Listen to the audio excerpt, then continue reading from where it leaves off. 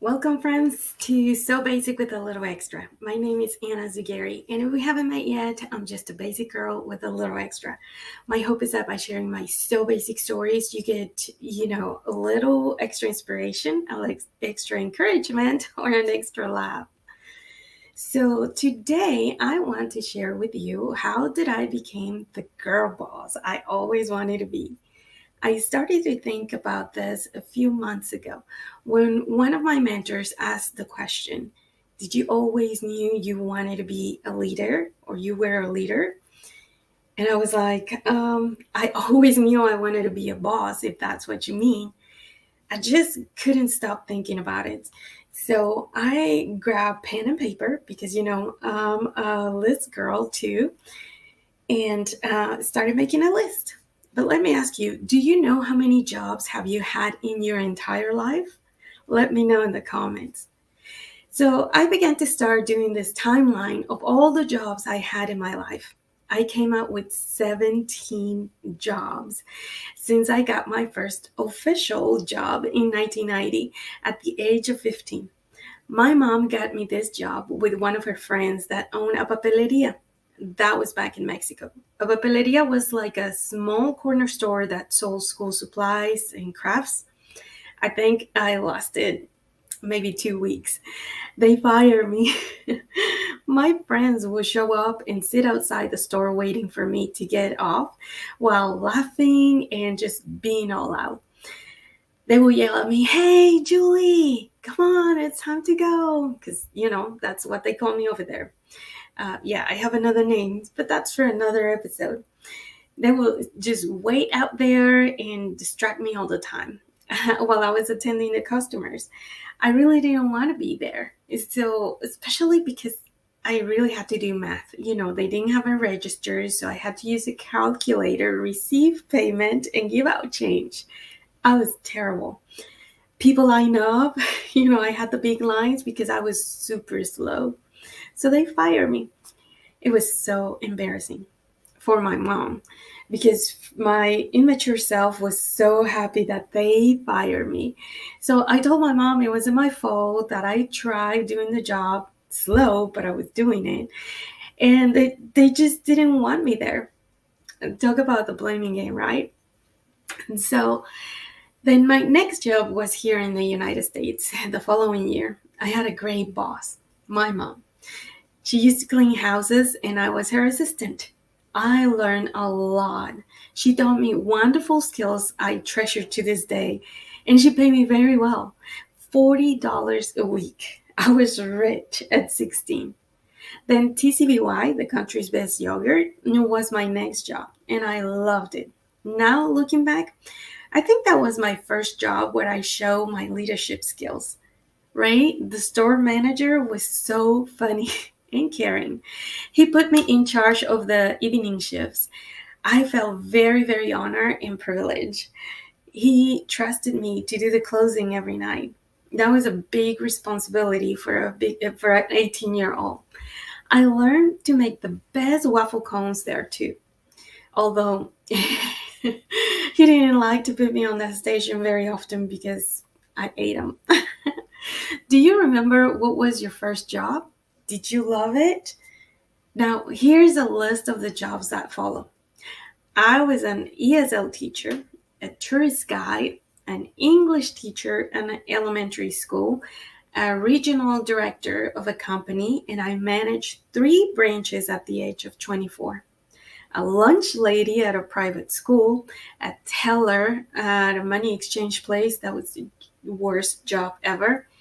A Starbucks barista, a phone rep at an insurance company, a seasonal flower delivery person, a shipper at a mortgage company, and lastly, a safety coordinator at a crane company. After that, I became a stay home mom. Right after that, a complete change happened in my life. I got this plate, not the girl boss, but this one. My boss calls me mom. And boy, was she bossy. But I have to say, thanks to her, I found my calling. I discovered the Awana program for her, and I started volunteering, escalating from a table leader all the way to a commander. I got a few jobs in children's ministry at different churches to finally begin being my own boss. There were several thoughts after I finished my list. One of them was like, oh my goodness, this is a lot of jobs. Am I an unstable worker? During a little research in 2019, the Labor of Statistics shows that most people spend 5 years in a job, and the average number of jobs in a lifetime is 12. So I don't think that I'm that off. That makes me average, therefore so basic. But to add a little extra, here's the thing. In that recount of the jobs I held in my life, so far, I've been in leadership roles 14 out of the 17 times. So yes, I say that make me a girl boss. Confession here. I have also been thinking about this because I super love the office supplies at Hobby Lobby. You know, the matchy ones with the pink and the glitter and the gold theme to decorate your office. And so they have this plaque that says "Girl Boss." I really want one of those.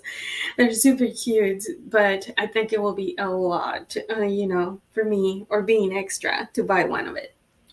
Okay, back to basics. Not only did I make the list of the places I've worked, but also the people that influenced me to wanting to be a boss. I'm so thankful for those people.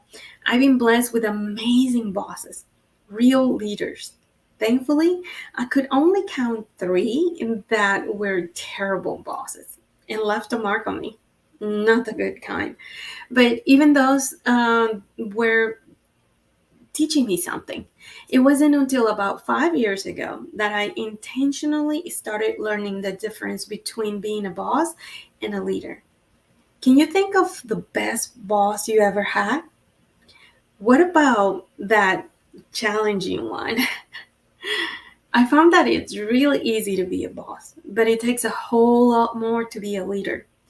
I think of those 3 bosses, how mean they were, careless, and dream crushers. They all had that in common. But you know what? I much later learned that they also have one more thing in common. They were hurting, and hurt people.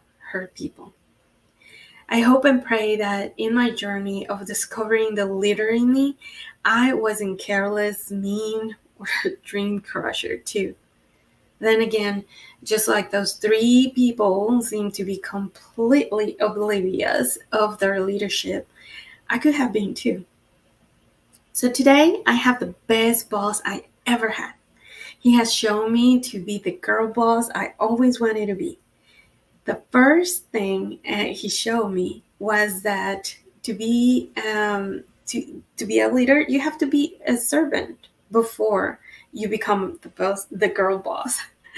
That I need to think of the people I lead first and me last. That as a boss girl, I am responsible for them and not just me. That my character and behavior are reflected on them.